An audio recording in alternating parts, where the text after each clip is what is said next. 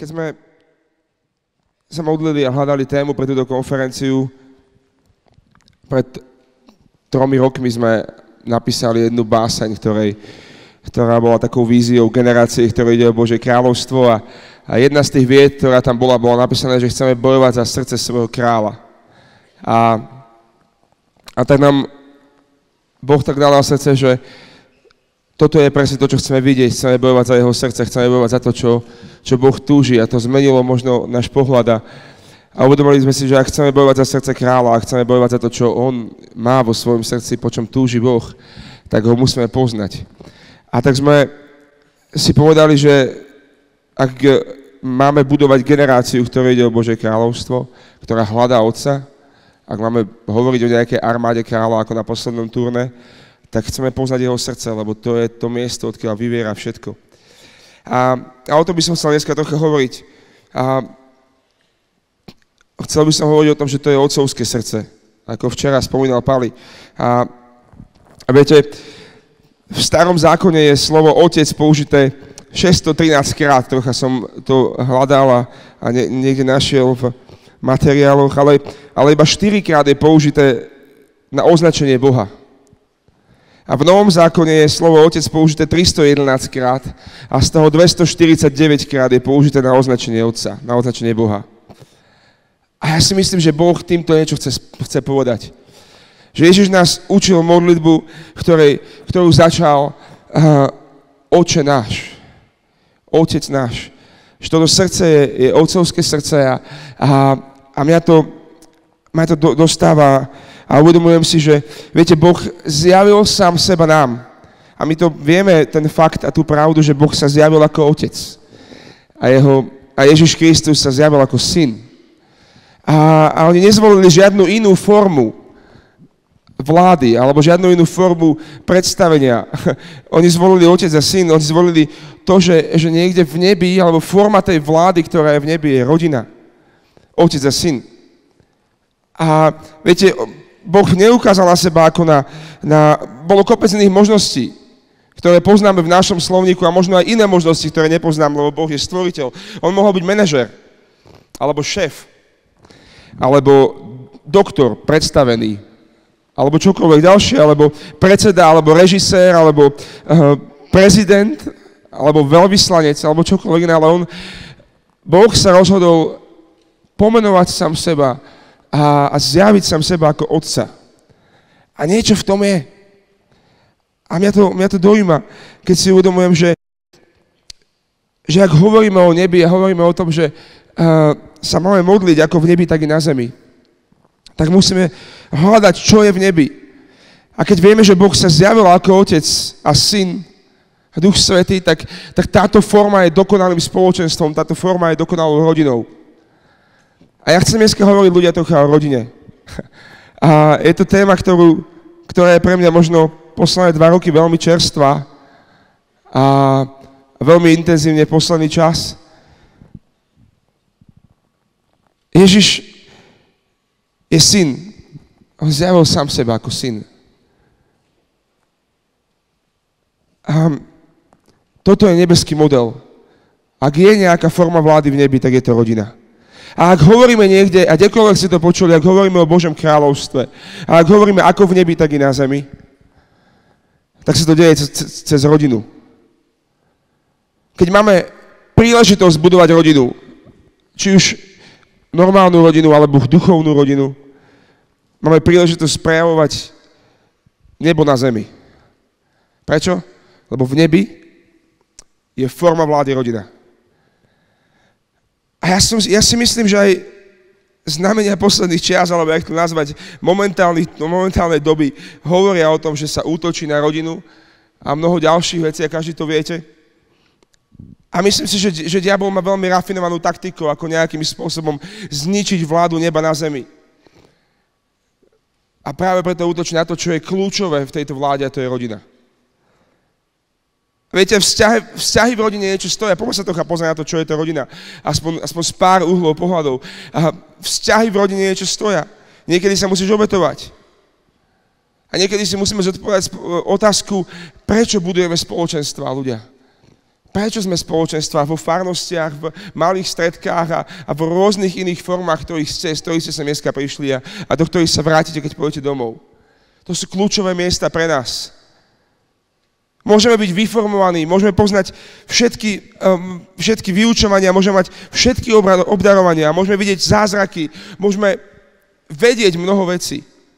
Ale ak nebudujeme rodinu, je to len nejaký systém. A som presvedčený o tom, ak nebudeme budovať rodinu, toto je to, čo som prežil vo svojom živote za posledný čas.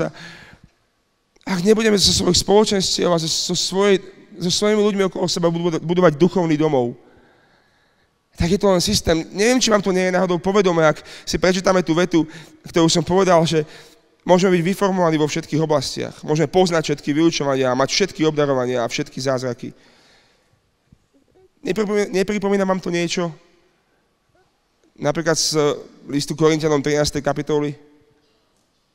A keby som poznal všetky tajomstvá a všetku vedu a lásky by som nebal, ničím by som nebol. A keby som mal všetky dary a keby som mal takú vieru, že by som vrchy prenášal. A ja som presvedčený o tom, že Pavol jasne vedel, o čom hovorí a že tým kľúčovým aspektom v tom, čo chceme budovať, je láska. A chceme budovať rodinu, rodina je postavená na láske. Rodina vzniká z lásky.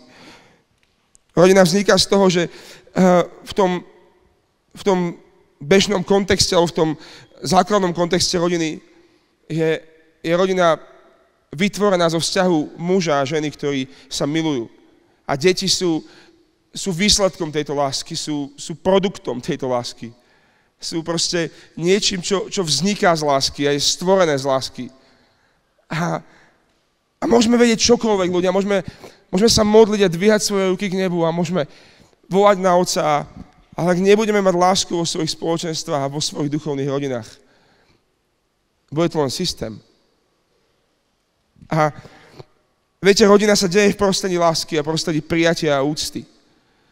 A nie je to vždy ľahké, a vy to viete, že to nie je ľahké. Rodičia, ale správni rodičia a dobrí rodičia majú radosť z úspechu svojich detí. A skúste toto celé teraz aplikovať trocha na spoločenstva.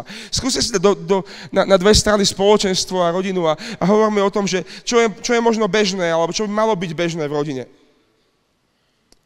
Rodičia majú radosť zo úspechu svojich detí. Chodia na ich koncerty, tlieskajú, povzbudzujú, ale zároveň akokoľvek hlboko padne ich dieťa, budú pri ňom stáť. Ctia si svoje deti, milujú ich. A to, čo je kľúčové, je, že im dávajú priestor snívať.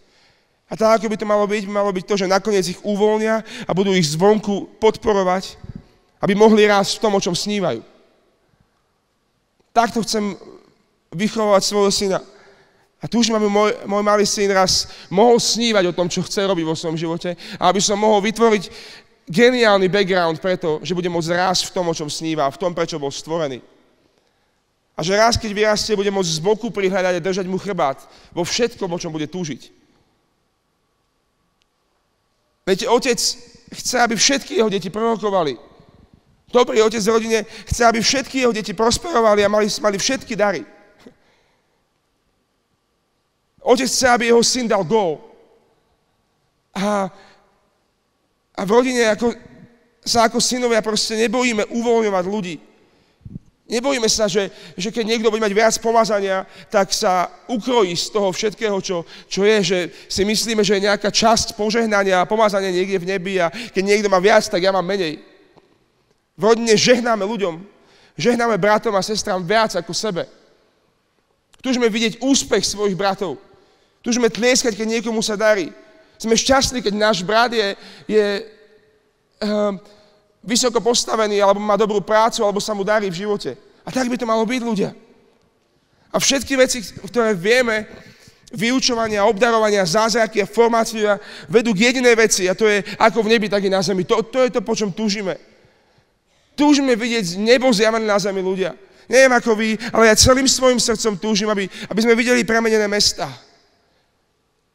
Aby sme videli premenené obce a dediny, aby sme videli premenenú kultúru tohto národa, aby sme videli to, ako ľudia budú, jak Marián Lipovský v jednej piesni spieva, ako budú na rohoch ulic ľudia ohlasovať evanjelium, ako budú spievať chvály, ako sa zmenia krčmy na Božie domy, ako sa zmieria otcovia so svojimi synmi. Toto túžime vidieť, je to tak? A toto sa deje, ľudia, cez rodinu. Pretože forma nebeskej vlády je rodina, a ak hovoríme ako v nebi, tak i na zemi, tak to sa deje cez rodinu. A synovstvo a dcerstvo, ľudia, je nastavenie srdca. Synovstvo a dcerstvo častokrát je plné obety a plné rozhodnutí v budovaní rodiny. A nás všetkých dnes chcem pozvať, aby sme prišli domov. Aby sme prišli k rodinnému stolu. K bohatému stolu, ktorý je pre nás pripravený. Dá sa totiž budovať spoločenstvo, dá sa budovať komunity a spoločenstva a byť súčasťou cirkvi aj bez toho, aby ste boli rodina. Dá sa to. Keď som začínal budovať spoločenstvo a viesť spoločenstvo pred 10 rokmi, 11 rokmi, tak to bolo častokrát veľkou otázkou, čo to znamená. A bolo niekoľko rokov, kedy som nevedel o týchto veciach, ktoré teraz hovorím. Kedy som nevedel, čo znamená budovať rodinu zo spoločenstva. Kedy som nevedel, ako byť otcom pre týchto ľudí. Ja mal som 15 rokov, keď som začínal, keď som sa obrátil, mal som 14 a Boh ma viedol cez nejakú cestu a môžem vám povedať zo skúsenosti, že sa dá budovať spoločenstvo bez toho, aby ste budovali rodinu. Že sa to dá.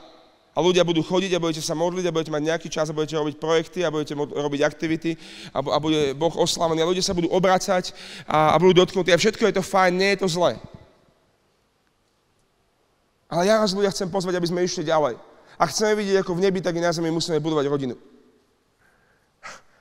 A je to ako keď Mojžiš sa modlil a hovoril Bohu, hovoril s ním a Boh mu povedal, že pošlem svojho anjela s tebou a bude ťa viesť znameniami a divmi a zázrakmi. A Mojžiš povedal, Bože, nikam nejdem, ak nepôjdeš s nami. Ak nepôjdeš ty sám s nami. A to je presne ten rozdiel. Dá sa ísť iba za anielom, dá sa ísť cez cestu k vyslobodeniu, ako Mojžiš a izraelský národ. A byť sprevádzaný zázrakmi a divmi anielov. Ale Mojžiš stál na jasnom rozhodnutí a hovoril, Pane, ja chcem tvoju prítomnosť. Ja nechcem len tvojich anielov. A ja túžim, aby sme tento istý postoj mali v našich spoločenstvách. Nechceme len skupiny ľudí. Nechceme len spoločenstva, chceme rodinu. Chceme vidieť vzťahy, ktoré budú vidieť ľudia a na ktoré ľudia budú ukazovať prstom, ako hovoril Ježiš. A budú na nás hovoriť, pozrite, ako sa milujú. Pozrite, ako sa podporujú. Pozrite, ako za sebou stoja. Pozrite, akí sú neprestrelní. A toto nedokáže urobiť nič, iba láska. Žiadny iný štít nedokáže zabrániť šípom a strachu a ďalším veciam ako láska, lebo dokonalá láska vyháňa strach. A tak, keď budeme budovať rodinu v spoločenstvách, keď budeme budovať rodinu v tejto generácii plnej lásky, nebude tam žiadny strach. A ľudia okolo nás nebudú mať strach byť sami sebou.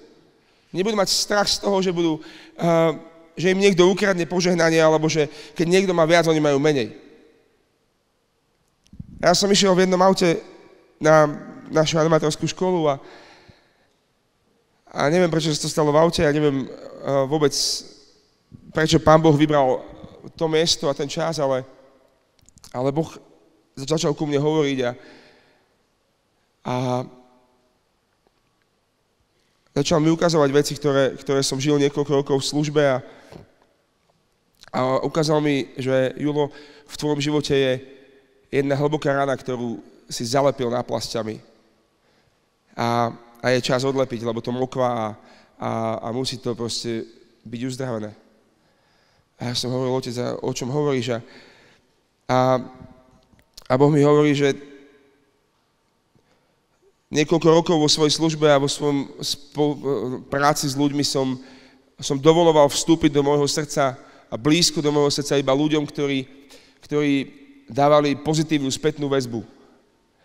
Pretože keď som bol malý chlapec, môj otec odišiel z domu a častokrát tam nebol, keď som to potreboval a častokrát mi chýbalo takéto otcovské položenie ruky na plece a povedanie, že dobrá práca, syn môj.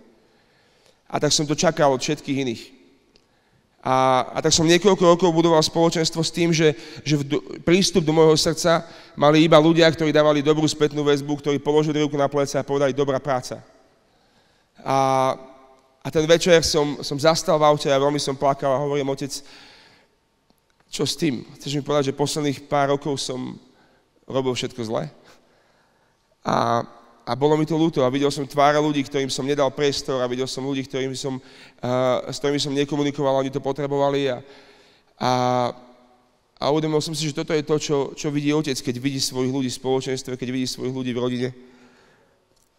A zrazu som proste začal vidieť veci, ktoré ľudia prežívajú, som začal vidieť zranenia, ktorými prechádzajú a Boh mi ten večer povedal jednu veľkú vetu, ktorá mi zmenila život a povedal, že nechcem, aby si myslel, že to všetko bolo zlé, ale dospel čas na to, aby si odlepil túto náplaz, aby mohla byť uzdravená tvoja rana.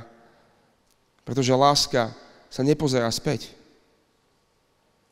Láska sa nepozerá späť. Je jedno, čo bolo predtým. To, čo bolo predtým, bolo potrebné k tomu, aby dnes si mohol ísť ďalej. Láska chce ísť vpred. Aj dnešný deň. A ja verím, že dneska nás láska sama, lebo láska má meno a to meno je Ježiš. Chce pozvať prísť domov. A tak som tam sedel v tom aute a plakal a hovoril som, otec, ja chcem ísť ďalej. A potom som zažil niekoľko momentov, hneď potom nejaký týždeň, bol som na nejakom kresťanskom stretnutí a mal som tam deň viac menej taký voľný a celý ten deň som strávil úplne iným spôsobom, ako kedykoľvek predtým v celom mojom živote. A zrazu som si uvedomil večer, keď skončil deň, že celý deň som sa len prechádzal po areáli a rozprával s ľuďmi a žehnal a modlil sa za nich. A mal som na nich čas. A dovolil som im vstúpiť do môjho srdca. Dovolil som im vstúpiť blízko a dovolil som Bohu, aby im slúžil skrze mňa. A večer som sa zastavil a hovoril som, že toto je to, čo som nikdy predtým nerobil, lebo som to nevedel. A Boh zmenil moje srdce. A potom som išiel ďalej v týchto otázkach a v otázkach rodiny a otcovstva a čítal som si Lukáša 15. kapitolu, kde sa hovorilo o marnotratnom synovi. A viete, ja vám chcem povedať, že marnotratný syn mal skvelého otca, mal otca, ktorý bol extravagantný v láske, ktorý bol absolútne geniálny. A to, čo je kľúčové, je to, že celý svet má takéhoto otca.